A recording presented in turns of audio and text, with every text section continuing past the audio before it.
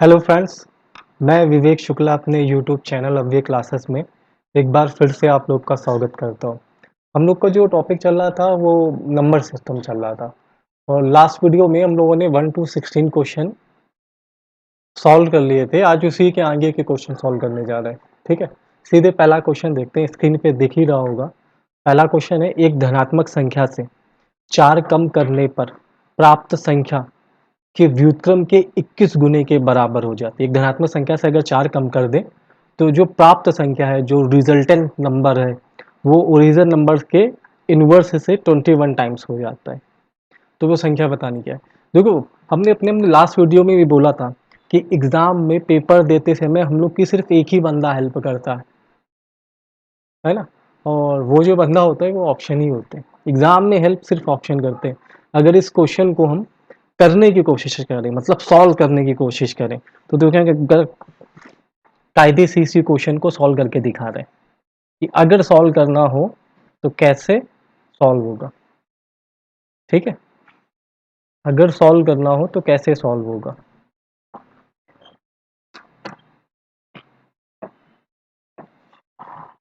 ठीक है, एक धनात्मक संख्या कोई भी मान लो, जैसे हमने लट कर ली कि ए एक धनात्मक संख्या है। सवाल में फिर बोला है कि इससे 4 कम कर दें, तो इससे 4 लो कम कर दिया तो a -4 हो गया। 4 कम कर दें पर प्राप्त संख्या मूल संख्या के व्युत्क्रम के 21 गुने के बराबर है। तो 21 गुने के बराबर है तो 21 व्युत्क्रम के तो अपॉन है। तो वो संख्या बताओ। अब इसको सॉल्व करने के लिए क्या करेंगे, ए से दोनों तरफ मल्टीप्लाई, मतलब ए से इस तरफ मल्टीप्लाई करेंगे, क्रॉस मल्टीप्लाई हो जाएगा। a-4 को ऐसे लिख सकते हैं ना, a-4/1। तो इक्वेशन ड्रॉ होगी a² माइनस का 4a इज इक्वल टू 21। 21 को इस साइड ले आएंगे, है ना। फिर 21 के ऐसे फैक्टर करो कि जोड़ने घटाने में 4 आए तो वो 7 और 3।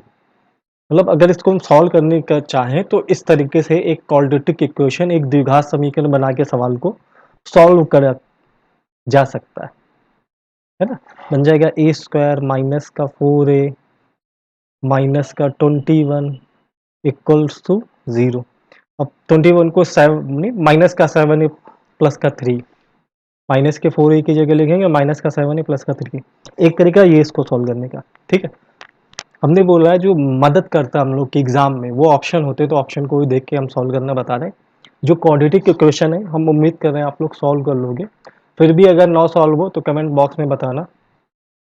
क्वाड्रेटिक इक्वेशन को सॉल्व कैसे करते हैं उसका एक अलग से वीडियो ही बना देंगे। ठीक है, वो बड़ी आसानी से हो जाएगा, कुछ करना वरना नहीं पड़ता है ना। फिर भी अगर ऑप्शन से करेंगे ना तो ज़्यादा इजी होगा। अब सवाल में क्या बोला है, एक धनात्मक संख्या से 4 कम करने पर, धनात्मक संख्या है उससे हमें 4 कम करना है। एक धनात्मक संख्या से 4 कम करना है। तो अच्छा बताओ, ये जो पहला ऑप्शन है 3, पहला जो ऑप्शन है 3, 3 में 4 कम कैसे करोगे, -1 हो जाएगा। तो अगर 3 में 4 कम करें तो -1 हो जाएगा, है ना। इसलिए 3 को छोड़ो, 3 मेरा आंसर नहीं हो सकता। अच्छा, अगर 4 में 4 माइनस करेंगे तो 0 हो जाएगा, इसका व्युत्क्रम व्युत्क्रम का सवाल ही नहीं उठता। मतलब मेरा आंसर या तो 7 है या फिर 9 है। यहाँ तक सही ना, मेरा ऑप्शन या तो 7 है या फिर 9 है। देखो 3 में अगर 4 घटाते तो -1 आता, 4 में 4 घटाते 0 आ जाता। तो 7 या 9 में से एक को चूज करना है, तो 7 को देखना है। अगर 7 में से 4 कम कर दें तो कितना आएगा, 7 में 4 कम कर दें तो आएगा 3। अच्छा, मूल संख्या के व्युत्क्रम का ये 21 गुना है कि नहीं है। मूल संख्या 7 है का व्युत्क्रम का 21 गुना। देखो 7 से अगर 21 को कैंसिल करेंगे तो भी 3, यहाँ पे नहीं जो क्वेश्चन लिखे थे 21/7 अगर कर दो तो 3, ये भी 3 ये भी 3। मतलब ये वाला आंसर जो है दूसरा ऑप्शन वो मेरा सही है। अच्छा, अगर 9 को क्रॉस चेक करें, 9 में से 4 कम करें तो कितना है, 5। मूल संख्या के व्युत्क्रम का देखो ये 21 गुना है कि नहीं, 21/9, 5 तो नहीं होता ना, 21/9 5 नहीं होता। मतलब ये भी आंसर नहीं, आंसर क्या था, 7। उम्मीद है समझ में आया होगा, है ना। ऑप्शन इस तरह के आगे और भी इसी वीडियो में सवाल है, तो अगर कोई डाउट भी है तो आगे सवाल है तो डाउट क्लियर हो जाएगा, है ना। अगला क्वेश्चन देखते हैं। अगला क्वेश्चन है किसी भिन्न का अंश, इसमें अच्छा ऑप्शन नहीं दे रखे तो हम ऑप्शन पहले राइट डाउन करे दे रहे हैं क्या होगा। ऑप्शन दिए नहीं क्वेश्चन में, मतलब बुक में दिए इसमें नहीं दिए।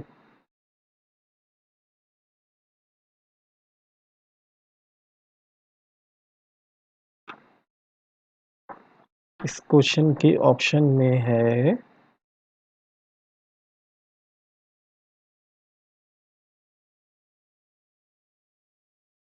ओके, इस क्वेश्चन का जो पहला ऑप्शन है, पहला ऑप्शन वो है 5,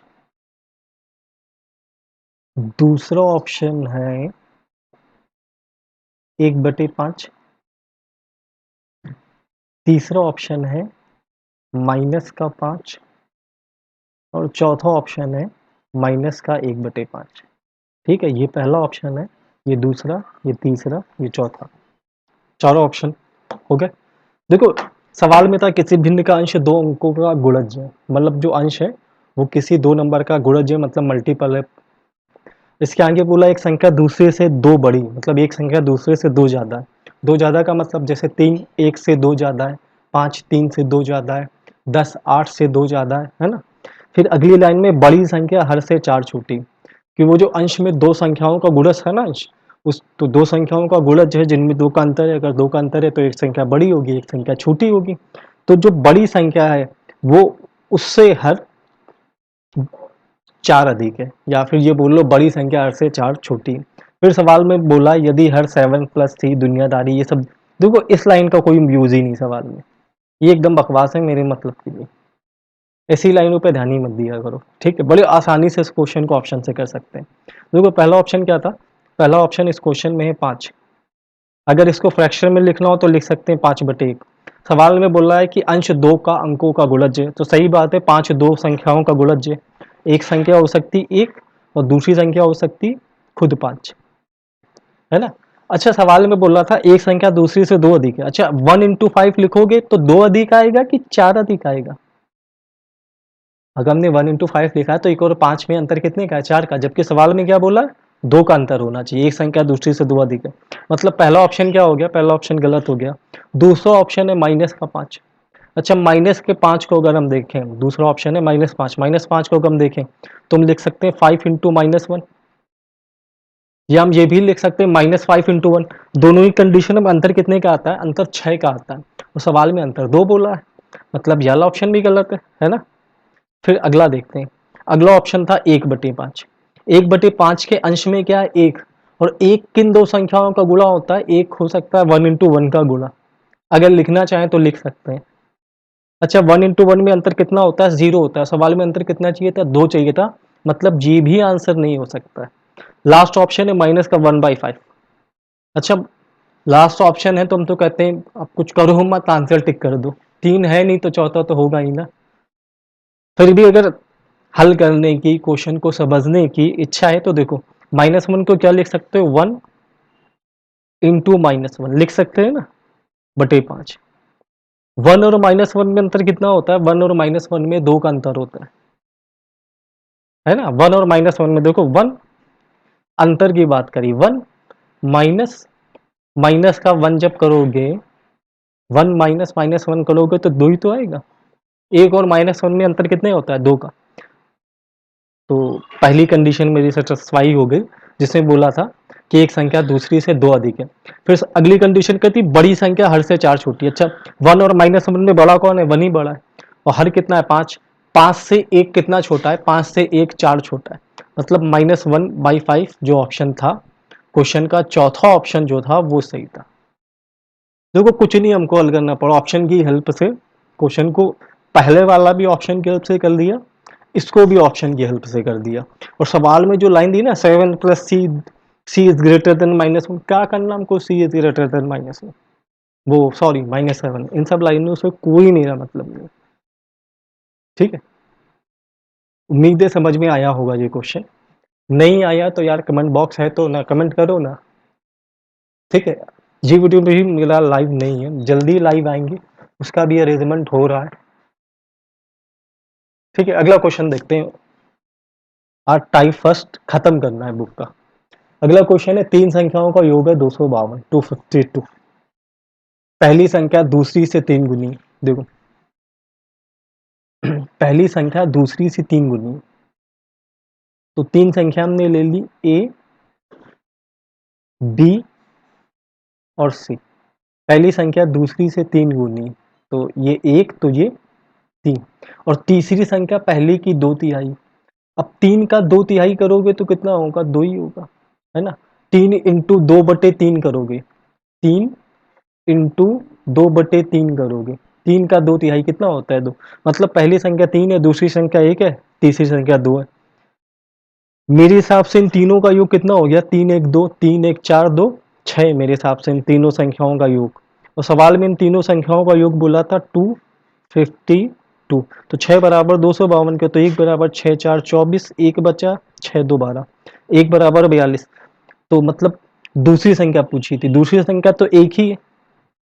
दूसरी संख्या की वैल्यू कितनी थी, दूसरी संख्या की वैल्यू 1 थी, 1 इक्वल टू 42 आ गया, 42 ऑप्शन में है है ना। अगर मान लो तीसरी संख्या पूछते तो दो बराबर निकाल देते, अगर पूछते तो मतलब 42 इंटू दो कर देते, 42 इंटू दो कितना होता है, 84।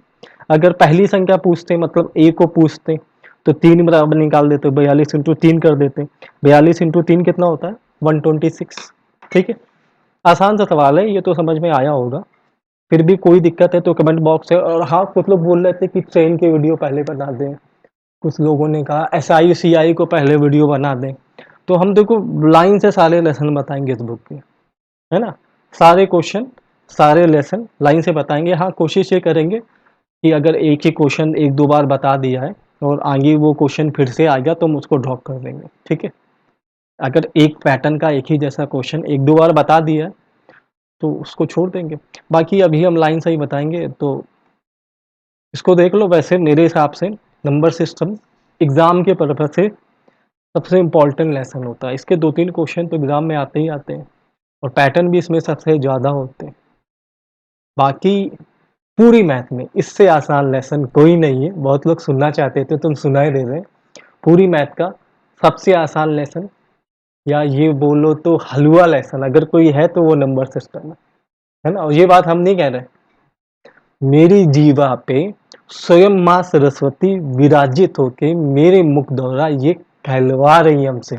देवताओं ने हमको प्रेरित किया है, तब हम ये बोल रहे हैं, ठीक है।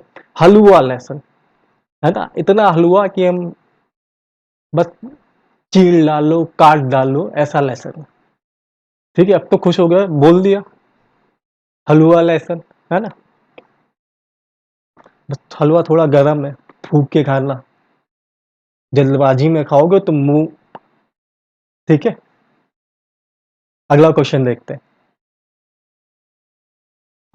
अगला क्वेश्चन है, वह सबसे छोटी संख्या जिसे 756,896, मतलब 7,56,896, 7,56,896 में जोड़ने पर प्राप्त संख्या 11 का गुणज हो जाती, मतलब 11 के मल्टीपल हो जाती है, ठीक है।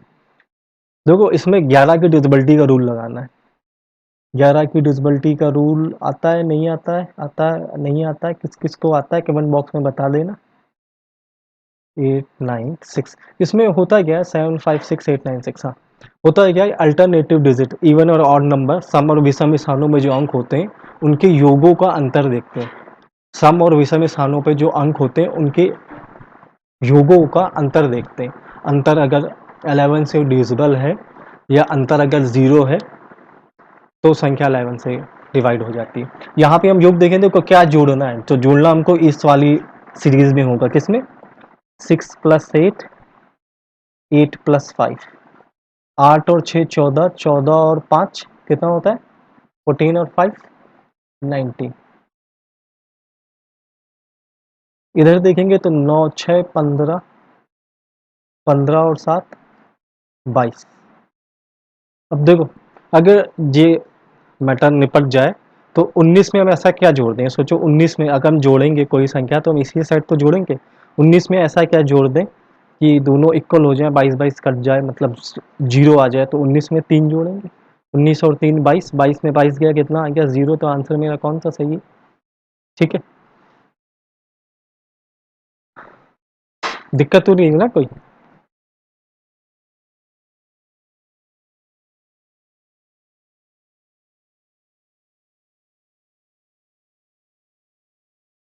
11 की डिविजिबिलिटी का रूल तो आता है ना? चलो अगला क्वेश्चन देखते हैं, अगर कोई दिक्कत है तो करो, कमेंट करो। अगला क्वेश्चन है, दो संख्याओं का गुणनफल 48 है। यदि इसमें से यदि एक संख्या, अच्छा, दो संख्याओं का गुणनफल, the product of two number is 48। इसमें से यदि एक संख्या एक तिपहिया साइकिल के पहियों की संख्या। अच्छा, तिपहिया साइकिल में कितने पहिए होते हैं? बहुत ही कठिन सवाल है, सोच समझ के आंसर देना, घबराओ बिल्कुल नहीं। तिपहिया साइकिल में कितने पहिए होते हैं? 3 होते हैं। ठीक है, अच्छा। किसी पक्षी के पंखों की संख्या, पक्षी के पंख कितने होते हैं? पक्षी के पंख होते हैं 2। और आपके, आपकी लिखा है, आपके हाथ की अंगुलियों की संख्या। अच्छा, आपके हाथ में उंगलियां कितनी? 5 है या 10 है? हाथ में उंगलियां कितनी? 5 है, 10 नहीं है। ठीक है, हाथ में उंगली कितनी? 5, 5 उंगलियां हैं हाथ में।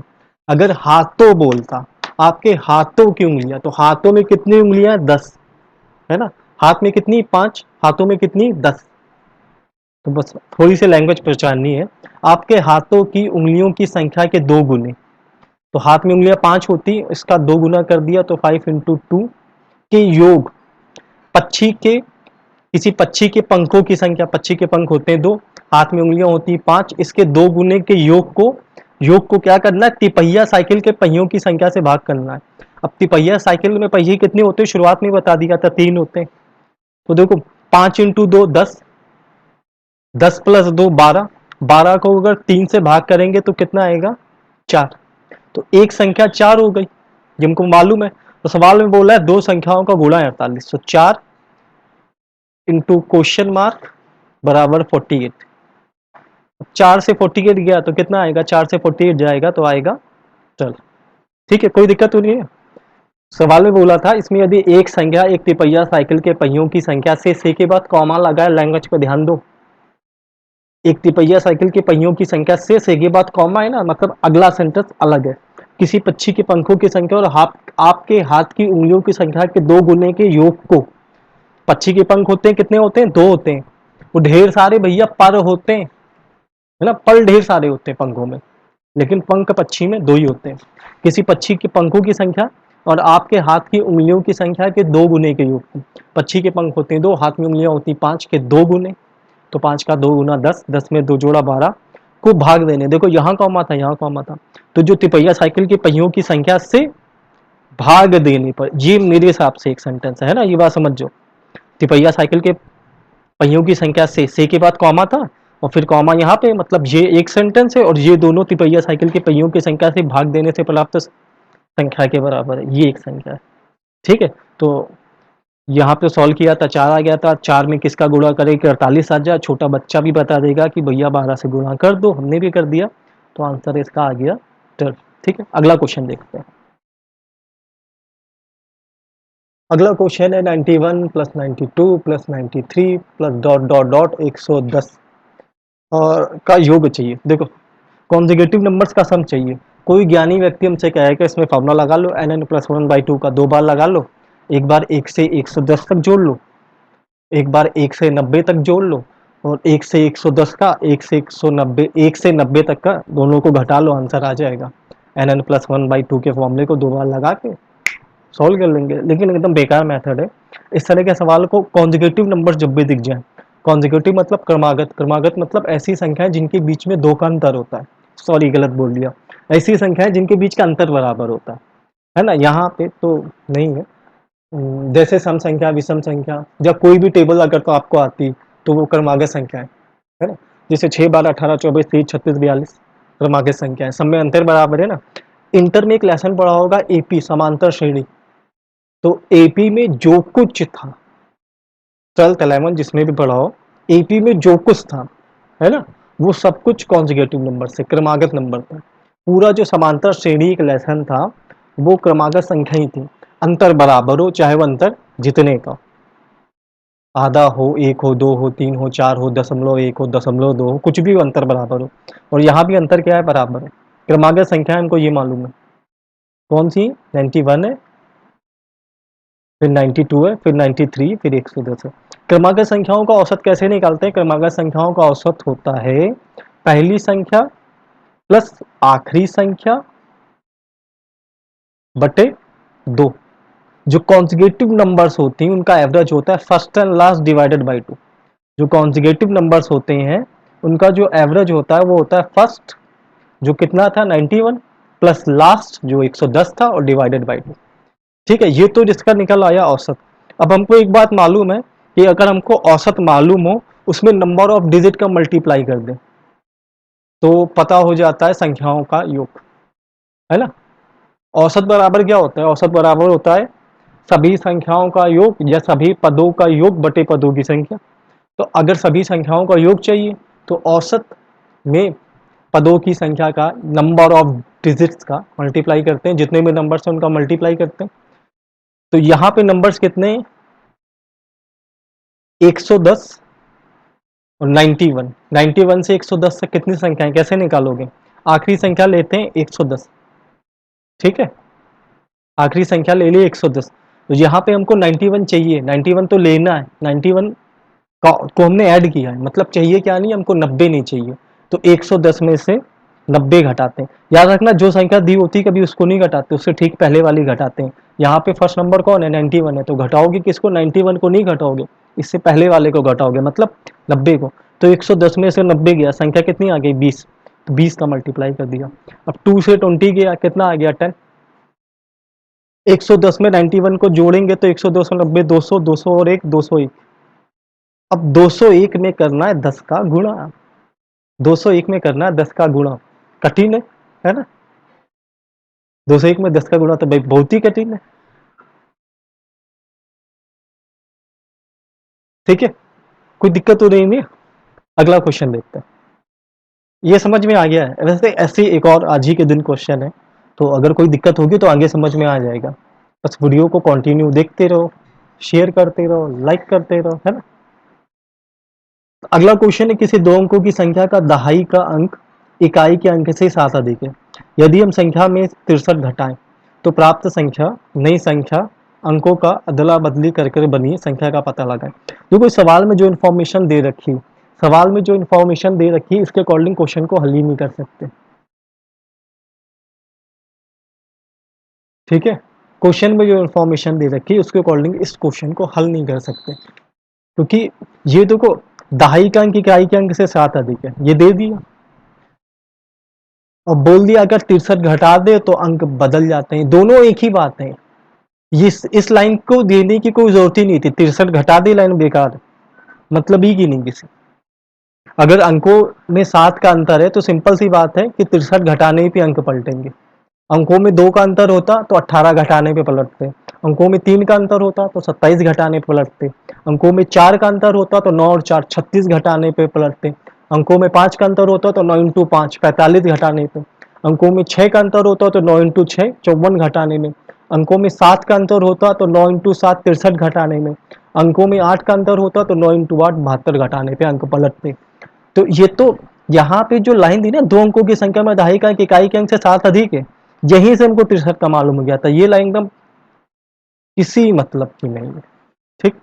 अब क्वेश्चन को सॉल्व करने लगा कोई इन्फॉर्मेशन नहीं दे रखी है, लेकिन ऑप्शन तो दिए हैं और ऑप्शन बहुत है सवाल को हल करने के लिए। दहाई का अंक इकाई के अंक से 7 अधिक है, देखो दहाई का अंक है 6, इकाई का अंक है 2, कितना अधिक है 4। दहाई का अंक है 1, इकाई का अंक है 8, ये तो बेचारा दहाई का अंक ही छोटा हो गया, ये दोनों ऑप्शन गलत हो गए और ये ऑप्शन सही हो गया।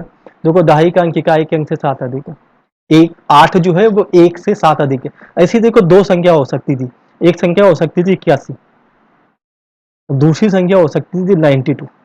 92 ऑप्शन में दिया नहीं है, 92 ऑप्शन में दिया नहीं है, इसलिए मेरे हिसाब से जो आंसर हो गया है ना, 92 ऑप्शन में दिया नहीं है, इसलिए जो आंसर होगा वो क्या होगा 81 होगा, ये दिया नहीं इसलिए नहीं होगा, ठीक है, ये दिया नहीं है इसलिए नहीं होगा।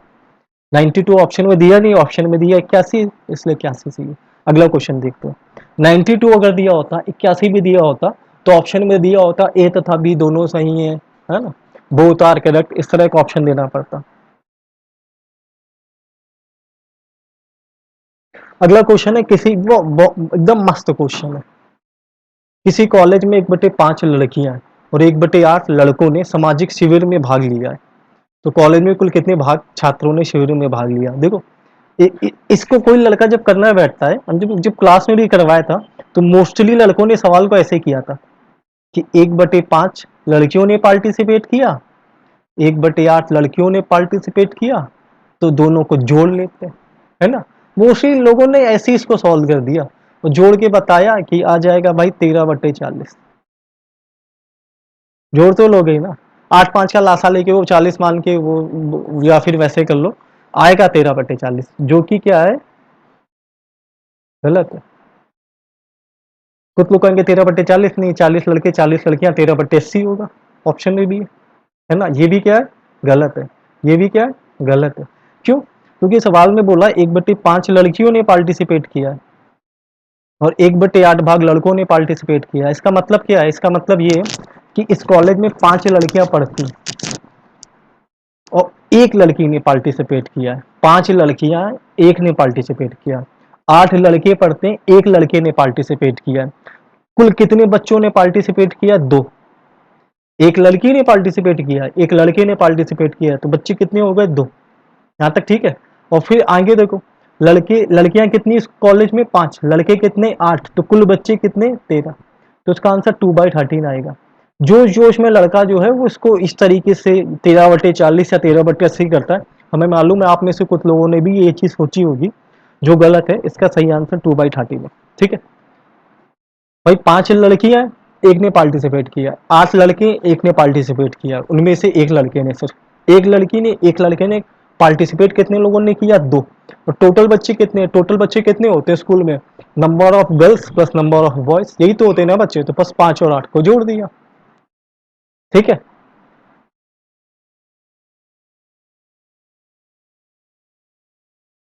अगला क्वेश्चन है, 121 से 1346 तक की संख्या लिखने के लिए एक टाइपराइटर के बटनों को कितनी बार दबाना होगा? देखो, 121 से 1346 तक दो तरह की संख्याएं, दो तरह की संख्याओं का मतलब, एक तो संख्याओं की प्रवृत्ति याली है, याली है मतलब 121 से 999 तक, 121 से 999 तक की जो संख्याएं हैं, 121 से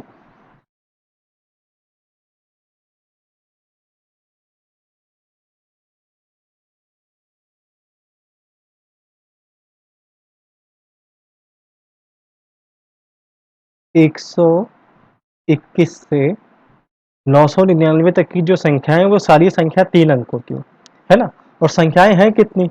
तो 121 से 999 तक की संख्या हमको चाहिए, मतलब 121 हमको चाहिए, तो क्या नहीं चाहिए? अभी थोड़ी देर पहले भी हमने बताया था कि जो संख्या चाहिए होती है उससे ठीक पहले वाली लेते हैं। अब 121 से ठीक पहले वाली कौन सी? 120, है ना।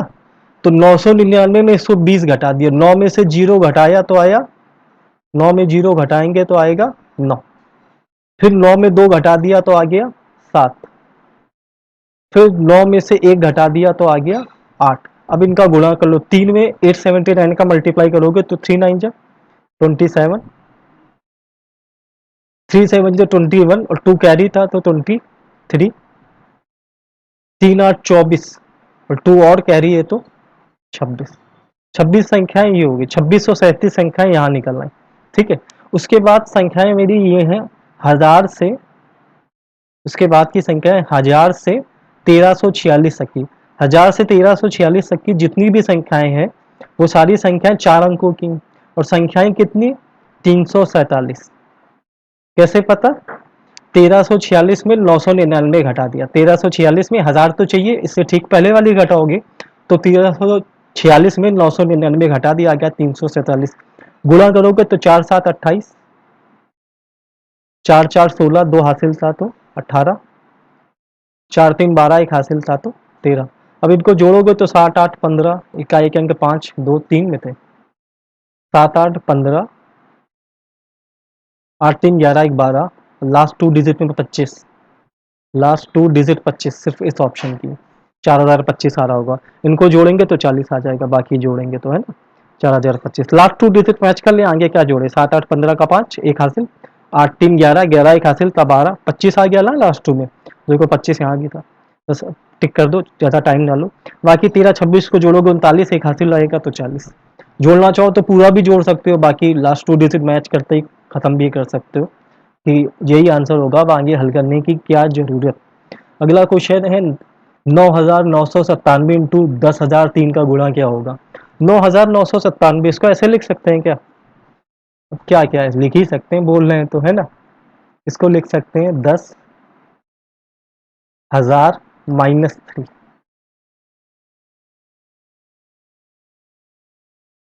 इंटू, इसको लिख सकते हैं 10,003 को लिख सकते हैं 10,000 प्लस 3। देखो हमने 4 जीरो बनाए, कम ज़्यादा बन गए तो भी भाई 4 ही पढ़ना, ठीक है। अच्छा ये लिखा है 10,000 माइनस 3, ये लिखा है 10,000 प्लस 3। मूर्ख से मूर्ख बच्चे को मालूम है कि a माइनस बी और a प्लस बी का फॉर्मूला क्या होता है। a माइनस बी और a प्लस बी का फॉर्मूला क्या होता है भैया, मालूम है ना।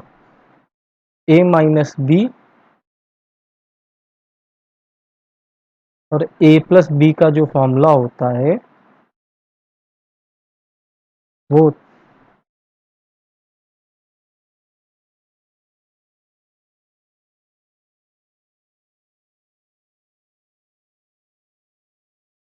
a माइनस बी और a प्लस बी का जो फॉर्मूला होता है वो होता है a square minus B square, है ना। तो यहाँ भी 10,000 का स्क्वायर, 10,000 मतलब 10,000 का मतलब 4 जीरो ना, स्क्वायर करोगे तो जीरो कितने हो जाएंगे 8। भाई देखो कम ज़्यादा भी बन जाए तो तुम लोग एक के बाद 8 ही जीरो गिनना, 1 2 3 4 5 6 7 8 और माइनस 3 का स्क्वायर 9। अब इनको जब घटाएंगे तो फिर यहाँ पे आ जाएगा 1, यहाँ से आ जाएगा 1, उसके बाद 99999 कितनी बार आएगा, 7 बार 9 आएगा, है ना। तो ये वाला ऑप्शन सही होगा, 7 बार 9 है इसमें, 1 2 3 4 5 6 7, हाँ 7 बार 9 आएगा, 1 2 3 4 5 6 7 और जी 1, ठीक है, ये वाला आंसर आएगा। घटा तो लोगे। अगला क्वेश्चन देखते हैं।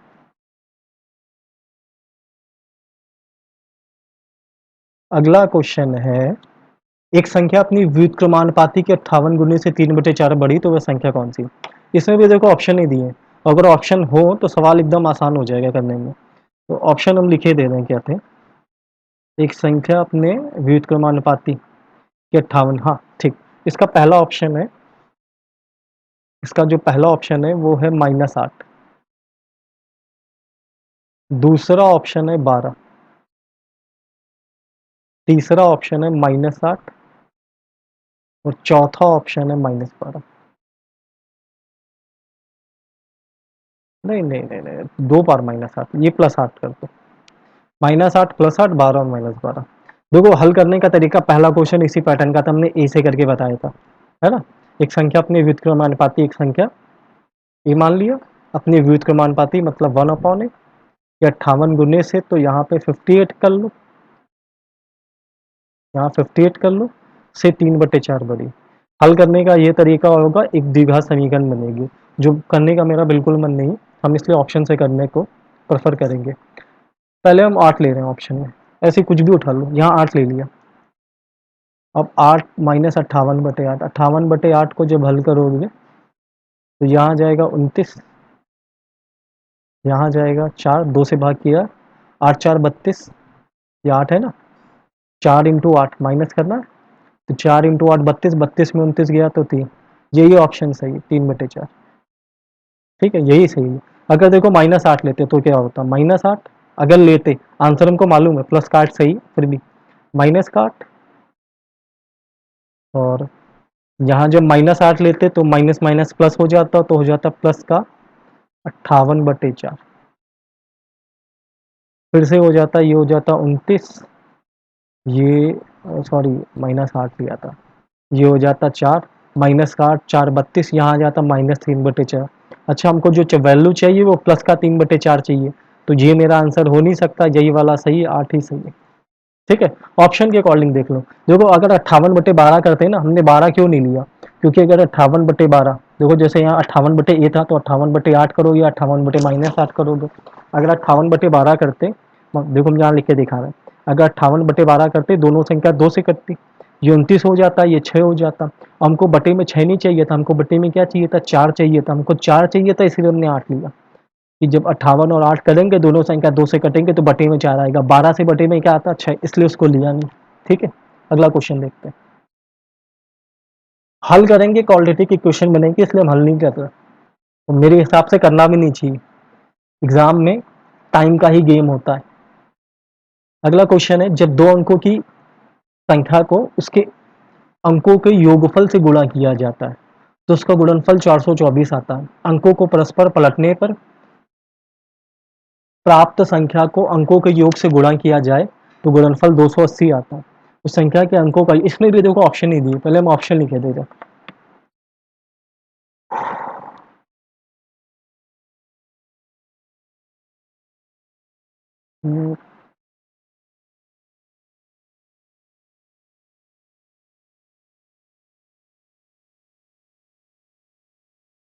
हाँ, ऑप्शन इसके हैं,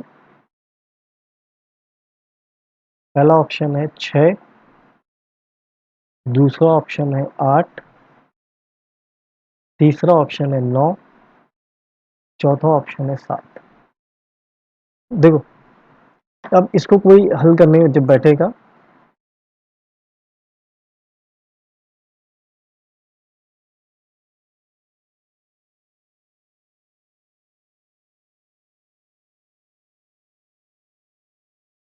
जब इस सवाल को कोई हल करेगा, तो ऐसे करके लेगा कि माना दो अंकों की वो जो संख्या थी वो थी 10x plus Y, 10x plus Y. अब इसमें अंकों के योग से गुणा किया है, तो अंक x प्लस वाई से इसमें गुणा किया, अंकों को पलटने और फिर आया होगा 424, ऐसा कुछ। हमको ऐसा बिल्कुल नहीं करना है, ऐसा करना हो तुम सवाल ही ना करें। अंकों को पलटने पर 10y प्लस एक्स, ठीक है, 10y प्लस एक्स, अंकों के योग से इसमें भी गुणा x प्लस वाई, और अब की बार गुणा आया 280।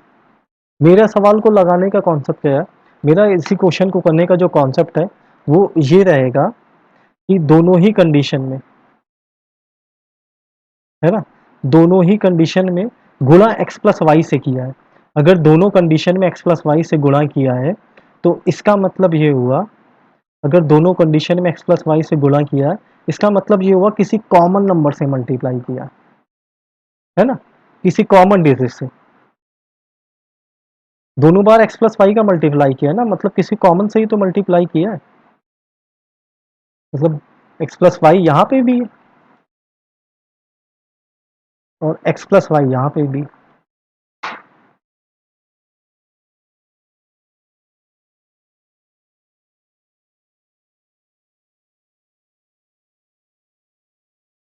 तो देखो, एक तो सवाल को लगाने का तरीका ये है कि इन दोनों संख्याओं का मासासा लेने की कोशिश करो, क्योंकि दोनों में कॉमन डिजिट से मल्टीप्लाई, दोनों में कॉमन डिजिट का दो संख्याओं में जो कॉमन होता है, दो संख्याओं में जो कॉमन होता है वही तो संख्या का एचसीएफ होता है ना। तो x प्लस वाई से अगर दोनों में मल्टीप्लाई है, अगर x प्लस वाई का दोनों में मल्टीप्लाई है, तो इसका मतलब ये हुआ कि x प्लस वाई जो है ना, x प्लस वाई जो है वो इन दोनों संख्याओं का एचसीएफ होगा। अब एचसीएफ क्या होता है, एचसीएफ वो होता है जिससे दोनों संख्याएं डिविजिबल होती हैं।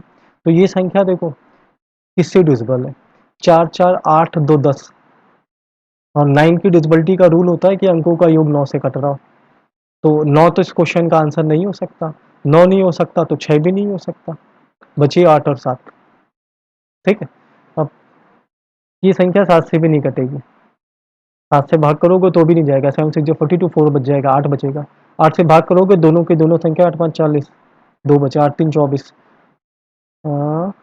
8 3 24, 4 बचे, 8 5, दोनों संख्या 8 से कट रहे हैं, यानी इन दोनों का जो एचसीएफ होगा 8 होगा और 8 के अंकों का योग भी क्या होगा 8।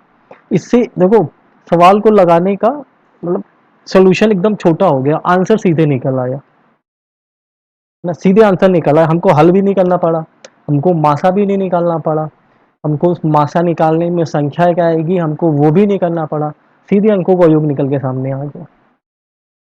ठीक है, नहीं तो इन दोनों का एचसीएफ लेना पड़ता, एचसीएफ लेते फिर जो संख्या आती उसके अंकों का योग करते तब आंसर आता है ना।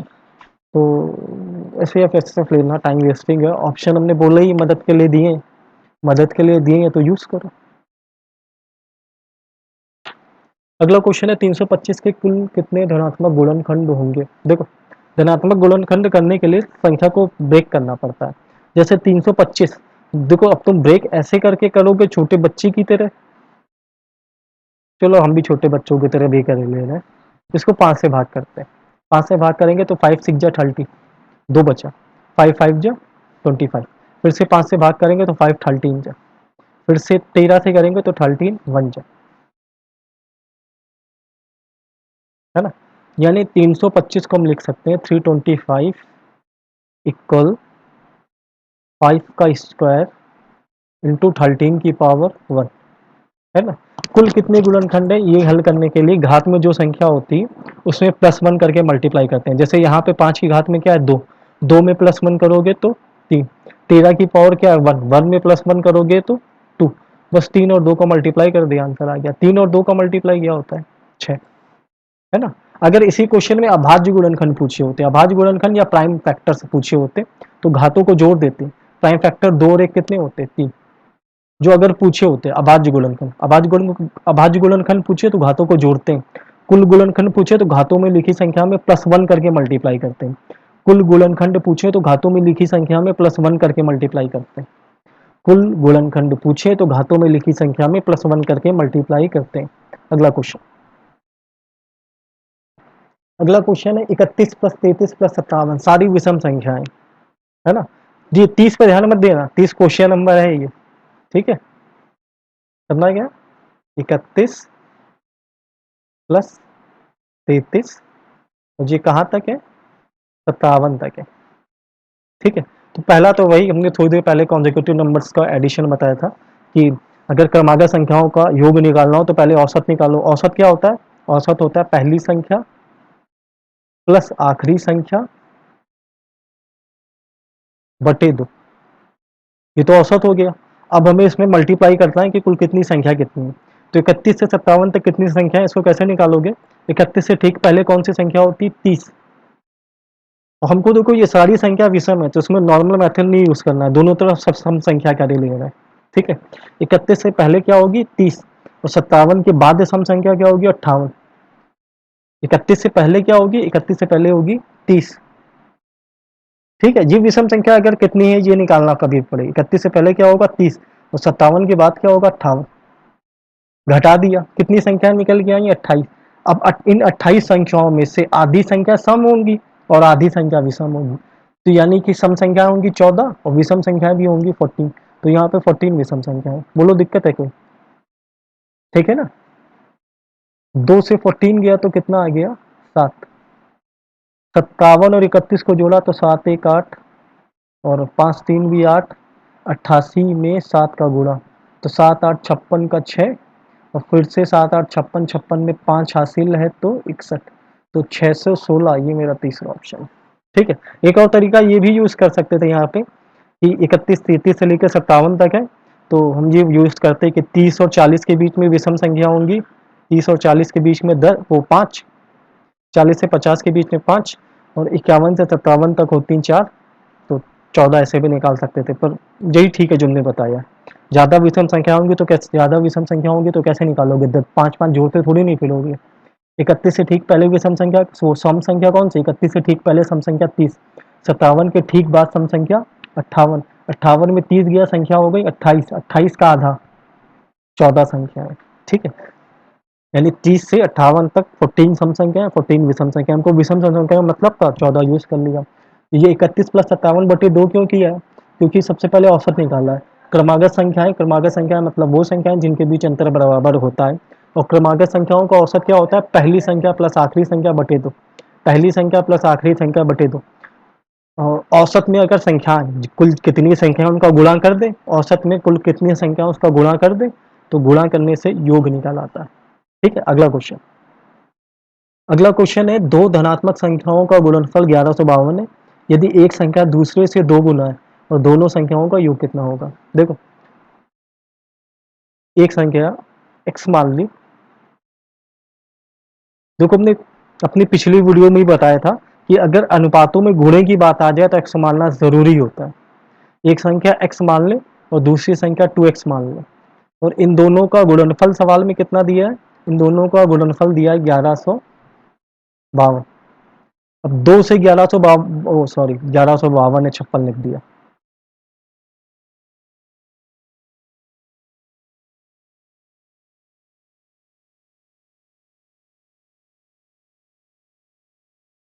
दो से 1152 को काटोगे तो आएगा एक्स स्क्वायर बराबर, 2 से भाग करेंगे तो 2 5 10, 2 7 6, 576 आ जाएगा। अब 576 किसका स्क्वायर होता है? एक्स स्क्वायर बराबर 576, तो एक्स बराबर हो जाएगा 24। इतना तो याद ही होगा, है ना? तो एक संख्या 24 आ गई, दूसरी 2x थी, 2x की वैल्यू कितनी आ जाएगी? 48। दुगनी है ना? 24 48 का योग क्या होगा? तो 24 प्लस 48, योग कितना निकल के आएगा? 72। 72 मतलब ये मेरा आंसर है। ठीक है, ये तो आसान सवाल है। अगला क्वेश्चन देखते हैं। अगला क्वेश्चन दशमलव में 7 1 2 3 4 5 1 2 3 4 1 2 3 1 2 1।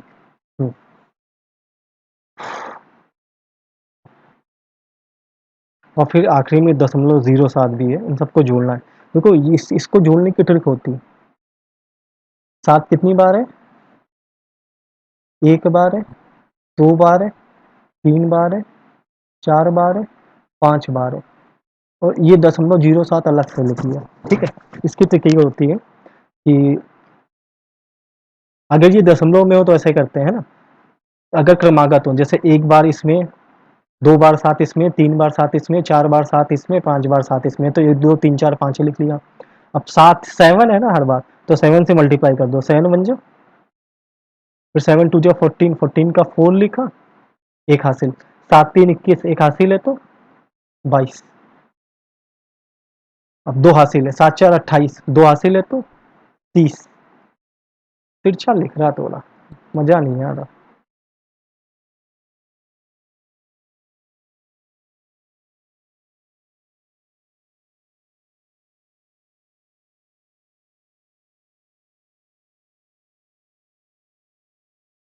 है ना? पहले गिनती लिख लो, 1 2 3 4 5। अब हर एक में 7 है, 7 से मल्टीप्लाई, 7 बन जाओ 7, 7 2 जो 14, 7 3 जो 21, और एक हासिल है तो 22। 7 4 28, 2 हासिल है तो 30, 7 5 35, 3 हासिल है तो 38। ये लिख लिया। अब दशमलव की कितने अंक थे मेरे पास? 1 2 3 4 5, तो ये हो गया 3.80247। अब इसमें जोड़ना, देखो ये तो इन सब का एडिशन हो गया, अब खाली ये बचा है। खाली ये क्या बचा है? 0.07, इसको अलग से जोड़े दे रहे हैं, प्लस 0.07। अब इसको ये तो आएगा 3.87247। ये तरीका समझ में आ गया है ना, ये 1 2 3 4 5 वाला। अगर दशमलव में कोई संख्या लिखी हो इस तरीके की, जैसे मान लो लिखा होता 0.2 प्लस 0.22 प्लस 0.222, तो उसको कैसे करते? गिनती लिखते 1 2 3, और फिर गुणा करते, 2 1 जा 2, 2 2 जा 4, 2 3 जा 6, बस ये एडिशन हो जाता 0.642। ठीक है, बात समझ में आई? अगला क्वेश्चन देखते हैं। अगला क्वेश्चन है, यदि 433, 456, 43 n का इकाई का अंक n+2 तो इनका मान क्या होगा? हमने पिछली वीडियो में बताया था अगर इकाई का अंक चाहिए हो तो सिर्फ इकाई का अंक को देखते हैं। पहली संख्या में इकाई का अंक क्या है? 3, दूसरी में इकाई का अंक क्या है? 6, तीसरी में इकाई का अंक क्या है? n। और बोला है का इकाई का अंक n+2 है, मतलब इनको गुणा करने में जो संख्या आएगी उसका इकाई का अंक n से 2 ज़्यादा है, n+2 है। n+2 का मतलब क्या? 2 ज़्यादा। 3 6 18, 18 में इसका काम हो गया, 18 में इकाई का अंक 8 है। अब मान लो n की वैल्यू 1 होती तो 8 में 1 का गुणा कितना? 8, और 1 से 8 7 ज़्यादा है, जबकि हमको कितना ज़्यादा चाहिए? 2। अगर n की वैल्यू 2 होती तो 8 2 16, 16 मतलब 6, 2 से 6 कितना ज़्यादा है? 4, जबकि हमको कितना ज़्यादा चाहिए? 2। अगर n की वैल्यू 3 होती तो 8 3 24, 24 मतलब 4, 3 से 4 कितना ज़्यादा है? 1, हमको कितना ज़्यादा चाहिए? 2। अगर n की वैल्यू 4 होती, देखो ये हम ऑप्शन रख के समझाने के लिए बता रहे थे, है ना? कायदे से करना क्या चाहिए? सिर्फ ऑप्शन में देखना चाहिए क्या दिया है, तो उसी से काम हो जाएगा, है ना? 8 4 से 32 और 4 से 2, ये तो -2 हमको +2 चाहिए। अब सीधे ऑप्शन देख रहे हैं, ऑप्शन में 3 हमने यूज़ कर लिया, ऑप्शन का 6 हम यूज़ करने जा रहे हैं। अगर इनकी जगह 6 होता तो 8 6 का गुणा 48, 48 6 से 8, 6 से 8 2 ज़्यादा है ना, मतलब 6 आंसर सही है ना? अगर n की जगह 8 रखेंगे तो 8 8 64, अगर n की जगह 8 रख दे तो 8 8 64, 8 से 4 ये तो -4 हो गया, 8 से 4 -4, और 6 से 8 क्या है? +2, तो 6 सही और बाकी ऑप्शन गलत है। अगला क्वेश्चन देखते हैं, समझ में आ रहा है ना? दो सतत सम संख्याओं का गुणनफल 168 है तो संख्याओं का योगफल क्या होगा? सतत का मतलब होता है क्रमागत यानी कॉन्जिगेटिव, तो दो कॉन्जिगेटिव एवन नंबर से उनका प्रोडक्ट दे रखा है 168, तो उनका योगफल बताना है। देखो दो क्रमागत सम हो या विषम, दो क्रमागत सम या विषम संख्याओं का गुणनफल जो होता है, दो क्रमागत सम या विषम संख्याओं का गुणनफल जो होता है वो उनकी बीच की संख्या के स्क्वायर से कम होता है। जैसे एग्जाम्पल के तौर पे देखो हम 4 और 6 का गुणा कर रहे हैं, 4 और 6 का गुणा क्या होता है? 24, और 24 क्या है? 4 और 6 के बीच में क्या आता है? 5, 5 के स्क्वायर से एक कम है। 24 क्या है? 5 के स्क्वायर से एक कम। जैसे 6 8 का गुणा, 6 8 का गुणा क्या होता है? 48, 48 क्या है? 48 6 और 8 के बीच में क्या आता है? 7 आता है, 7 के स्क्वायर से एक कम है, 7 का स्क्वायर 49 से एक कम है ना। तो ऐसी 168, अगर हम 168 में +1 कर दें खुद से तो पूर्ण वर्ग संख्या मालूम हो जाएगी 169, मालूम हो जाएगी ना। 169 किसका स्क्वायर है? 13 का, तो इसके अगल बगल सम संख्या क्या होंगी? 12 और, है ना, 12 14 का गुणा ही तो 168 होगा ना। उसके बीच की संख्या देखो 168 था, +1 कर लिया तो 169, 169 किसका स्क्वायर है? 13 का, तो बस संख्या मालूम हो गई 12 और 14, 13 से एक पहले 12, 13 से एक बाद, जैसे 7 से एक पहले यहाँ 6 थी, 7 के एक बाद 8 थी। अभी भी नहीं समझ में तो एक और एग्जाम्पल देख लो, जैसे 10 और 12 का गुणा क्या होता है? 120, 120 में अगर हम एक जोड़ दें तो 11 का स्क्वायर बनता है, देखो 11 से ये पहले और 11 के ये जस्ट बाद है। अभी भी नहीं आया? जैसे 12 और 14, अच्छा ये तो वही है, ये संख्या ही है, समझ गए होगे अब तक? नहीं समझे हो तो जैसे 8 और 10 का गुणा, 8 10 का गुणा होता है 80, 80 के बारे में बोल रहे हैं, तो 8 और 10 के बीच में 9 आता है, 9 का स्क्वायर 81, अगर इसमें देखो +1 कर दें तो 81 9 का स्क्वायर होगा, एक संख्या पहले एक संख्या बाद में 9 के। अभी ठीक है, अगला क्वेश्चन देखते हैं। 7 संख्याओं के समुच्चय का माध्य 81, समुच्चय का माध्य मतलब औसत, एवरेज, है ना, माध्य कोई नई चीज नहीं, औसत। यदि किसी एक संख्या को हटाया जाए तो शेष संख्याओं का औसत 78 हो जाता है, तो हटाई गई संख्या का, हमको देखो आदत है कम से ज्यादा की ओर जाना, तो वही हम यहाँ पे भी कर रहे हैं। 7 संख्या थी, एक हटा दे तो कितनी बची? 6, 6 संख्याओं का औसत कितना है? 78। मान लो सातवीं संख्या भी 78 होती, मान लो सातवीं संख्या 78 होती, तो सातवीं संख्या 78 होती तो क्या औसत में कोई परिवर्तन होता? नहीं होता। पर सातवीं संख्या के आने के बाद औसत 78 की जगह कितना हो गया? 81, मतलब कितना बढ़ा? 3। तो एक संख्या का औसत का मतलब प्रत्येक होता है ना, तो एक संख्या 3 बढ़ी, तो 7 संख्याएं कितनी बढ़ी होंगी? 7 3 21। बात समझ में आई ना? मेरी आदत में हम कम से ज्यादा की ओर जा जाते, कम से ज्यादा की ओर मतलब 6 संख्याओं से 7 संख्या, सवाल में 7 से 6 की ओर जाने के लिए बोला था, और इसको आदत डाल लो, कम संख्याओं से हमेशा ज्यादा संख्याओं की ओर जाएंगे। कि 6 संख्याओं का औसत 78, ये लाइन पहले यूज़ कर लो और 81 वाली लाइन बाद में यूज़ करो कि 6 संख्याओं का औसत 78 है। अगर 7वीं संख्या भी 78 होती तो औसत में कोई चेंज होता? नहीं होता, क्योंकि औसत का मतलब प्रत्येक होता है। अगर सारी संख्या 78, 78, 78, 78 है तो चेंज ही क्यों होगा? पर इस संख्या के आने के बाद औसत 81 हो गया। 78 से 81 कितना बढ़ा? 3 बढ़ा। एक संख्या 3 बढ़ी तो 7 संख्याएं कितनी बढ़ेंगी? 21। तो 78 में 21 जोड़ा तो कितना आया? 99। मतलब ये वाला ऑप्शन सही है। अगला क्वेश्चन देखते हैं। बड़ा आसान सा सवाल है, केवल जोड़ने घटाने का सवाल है। 22.4 प्लस 11.567 माइनस 33.55। देखो 22, 11, 33, ये 33 तो गया, बचा क्या? बचा 0.4 प्लस 0.567 माइनस का 0.55। देखो ये घटाने वाला काम हम पहले कर ले रहे हैं, इन दोनों को घटा ही ले रहे हैं।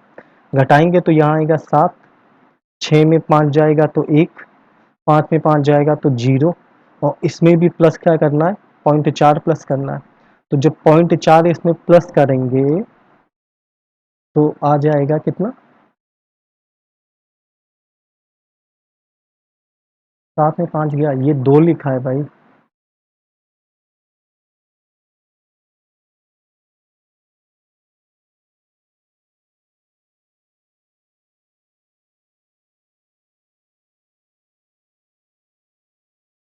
नहीं,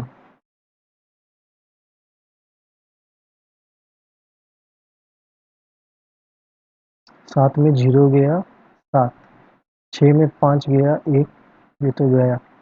0.4 जोड़ेंगे तो 0.117 आएगा आंसर। ये ऑप्शन में देखो 0.142 2 बार है ना, तो आंसर यही आएगा 0.417। ये ऑप्शन में दिया नहीं, टाइपिंग एरर है ना? 2 नहीं 7 ही लिखा था। 7 में 0 गया 0, पहले इन दोनों को हमने घटाने का काम कर लिया, पहले इन दोनों को घटा दिया। 5.567 है, 5.55 है। 7 में 0 गया 7, 6 में 5 गया 1 और 5 5 0। 0.4 ऐड करना था तो 0.417 है ना। जोड़ने में दिक्कत तो नहीं है ना, ऐसे जोड़ेंगे 0.400 और ये 0.017। अब इनको जोड़ेंगे तो आएगा 0.417। दशमलव में जोड़ते या घटाते समय दशमलव के अंक हमेशा बराबर कर लेते हैं, और बराबर कैसे करते हैं? बराबर 0 लगा के करते हैं।